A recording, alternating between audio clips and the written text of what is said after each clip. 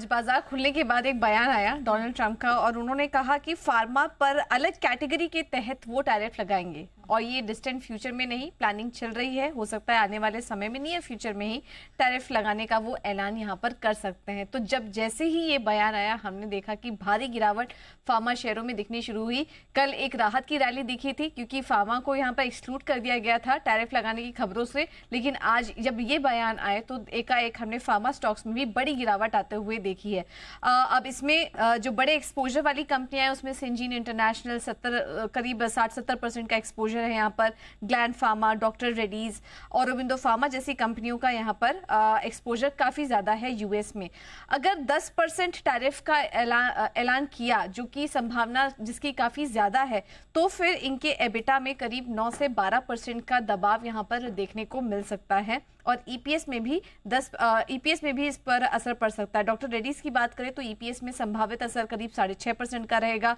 Zydus Life Sciences, Aurobindo Pharma, Lupin, सिप्लाइन सभी में करीब 4 से 6% का असर इनके अर्निंग पर शेयर पर आ सकता है और एबिटा में भी जैसा कि हमने बात की कि 9 से 12% का असर संभव है अगर इन्होंने अपने टैरिफ को आगे पास ऑन नहीं किया। हालांकि सभी कंपनियां कहना है कि अगर 10% तक की बढ़त हुई टैरिफ में, तब हम इसे आगे पास ऑन करेंगे और फिर इनके मार्जिन पर ज्यादा कुछ दबाव नहीं आएगा, लेकिन इसकी संभावना कम है।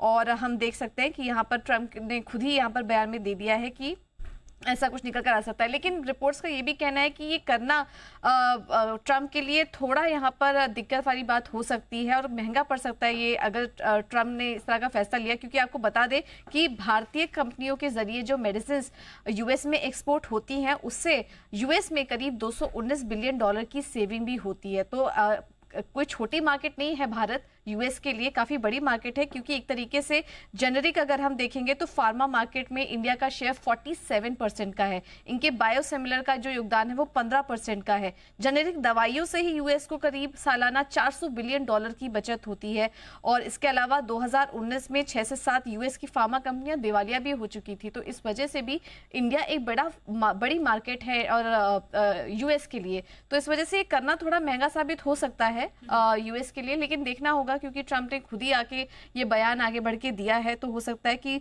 10% तक का टैरिफ का ऐलान संभव हो, जिसको कि कंपनियां आगे इजीली पास ऑन भी कर लेंगी। लेकिन अगर उससे ज्यादा होता है तो फिर इनके मार्जिन पर असर देखने को मिल सकता है और इसी वजह से हमने देखा कि आज जैसे ही खबर आई इन तमाम कंपनियों में भारी गिरावट आज देखने को मिली। ओके, तो फार्मा सेक्टर में ये तेज गिरावट का माहौल है, लेकिन अब ज्यादा संभावना ये कि शायद 10% ही लगे। 10% सबसे कम वाला 10% है। 10% अगर लगेगा तो वो कह रहे हैं कि हम आगे इसको इजीली पास ऑन कर सकते हैं। हाँ, इससे ज्यादा क्या लगाएंगे। तो ये जो शरद सर, ये फार्मा शेयरों में आज इतनी तेज गिरावट आई, ये क्या वाकई में कुछ जरूरत से ज्यादा होगी? कल ज्यादा ले लिए थे लोगों ने, इस चक्कर में तो नहीं गिर गए ये? अब वो भी हो सकता है सर कि कल थोड़ा-सा था कि प्रिजम्पटिव ट्रेड में सबसे ज़्यादा आउट परफॉर्मेंस थी, यहाँ पे कोई ट्रेड नहीं थी क्योंकि कुछ अनाउंसमेंट आई नहीं थी टैरिफ को लेके।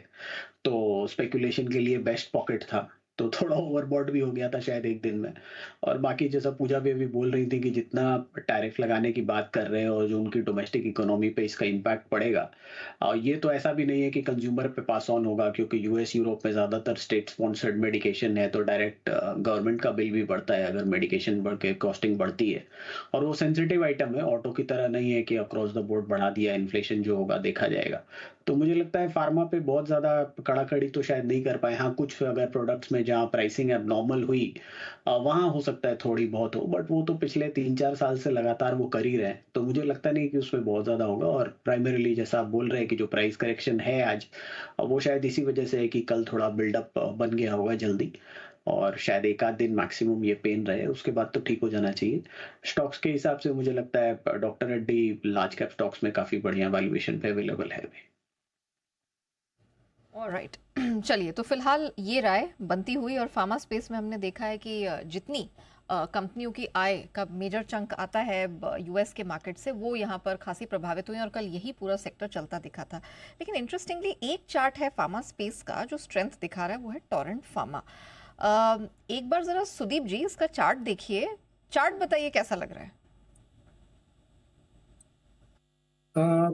नहीं जी, टोरेंट फार्मा को यदि आप देखिए यहाँ पे, तो जो हिसाब से स्टॉक में ये जो हिसाब से आज का ट्रेडिंग एक्शन हो रहा है, वो बाकी सब फार्मा स्टॉक से एकदम विपरीत है। अगर देखें तो एक तरीके का आउट परफॉर्मेंस भी है और लॉन्ग टर्म की दृष्टि से भी अगर देखें तो बहुत ज्यादा दूर भी नहीं, 2024 जनवरी में स्टॉक 2200 रुपए के आसपास था, वहां से 3500 रुपया अक्टूबर 2024 में ही हो गया, और फिर ऊपर के स्तर से अगर देखेंगे तो 20% से ज्यादा करेक्ट भी नहीं हुआ है। और पहले मौके पे मिड मार्च से ये 3000 के जो सपोर्ट जोन था वहां से फिर से अभी पलट चुका है। तो मुझे लग रहा है एक तरीके का फार्मा स्टॉक्स में यदि देखें तो भले ही ये एक्सट्रीम हाई बीटा नहीं, बट ये आउट परफॉर्मिंग स्टॉक जरूर है, सारे मूविंग एवरेजेस के ऊपर फिर से लौट आया है। और आज के दिन में जहाँ पे पूरे फार्मा स्टॉक्स की मतलब अब जो भी स्टॉक का नाम लीजिए सब कोई ना कोई 5 से लेके 8 टके तक नीचे है, वहां पे ये स्टॉक को आधा 1 टका भी पॉजिटिव रहना एक बहुत ही बढ़िया बात है।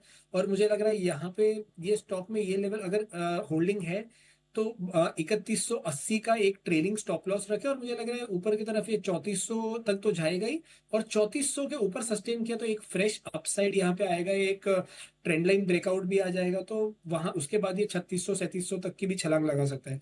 तो ओवरऑल बाय ऑन डिप्स भी कर सकते हैं, और होल्ड जिनके पास ओपन पोजीशन है वो होल्ड कर सकते हैं, 3180 स्टॉप लॉस रखें।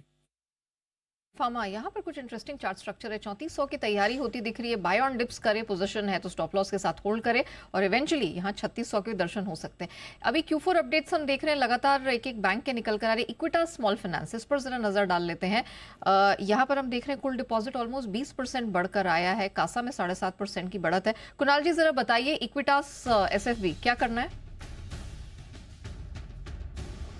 देखिए अवॉइड करना है नेहा, लगातार स्टॉक अंडर परफॉर्म कर रहा है, बाजार को गिरावट देख रहे हैं। हाँ, ये बात सही है कि अब गिरावट के जो गति है उसमें थोड़ी कमी आई है, और अब स्टॉक थोड़ा स्टेबलाइज कर रहा है, नीचे के लेवल्स पर एक बेस बिल्डिंग चल रही है, लेकिन ये पर्याप्त वजह नहीं है कि इसमें नया पैसा डाला जाए। तो मेरी राय में वेट एंड वॉच करें। स्टॉक में कुछ मोमेंटम बनता है, ब्रेकआउट आता है, पुरानी रेजिस्टेंसेस को स्टॉक क्लियर कर पाता है, तब जरूर इसमें खरीदारी के बारे में सोचेंगे। फिलहाल मेरी दूर रहने की राय। कितना दूर? एक मिनट, नहीं दूर मतलब पहले दूर कितना, मतलब कितना दूर सर? अनिल जी, बाजार को देखकर तो लग रहा है कि कहीं दूर चले हम। अनिल जी, वो जो गीत है वो याद आ रहा है, लेकिन अनिल जी अब इतनी दूरी भी नहीं बना सकते हैं। तो अनिल जी मतलब सेफ डिस्टेंस मेंटेन करना है। नहीं, मैं आपकी भावनाओं को समझते हुए मैं अगले 2 दिन आपको बाजार से दूर कर रहा हूँ। बिल्कुल निश्चिंत रहे, चिंता रहे। अब आपसे मुलाकात सीधी सोमवार को होगी, चिंता न करें। तो 2 दिन की दूरियां तो बना ही सकते हैं, 2 दिल की हो ना हो, 2 दिन की दूरियां तो बन ही सकती है। सुमित जी कुछ ऐड करना चाह रहे हैं? जी सुमित जी। हाँ जी, आप 2 दिन भी इनको भेज सकते हैं, और अगले हफ्ते है ना लॉन्ग वीकेंड भी आ रहा है, और 2-3 छुट्टियां भी आ रही है, उतनी दूरी बना सकते हैं हफ्ते भर की। तो फिर छुट्टियों के दिन आप आएंगे, मतलब कैसे खुद की छुट्टी का पता नहीं, दूसरों की ग्रांट कर रहे हैं।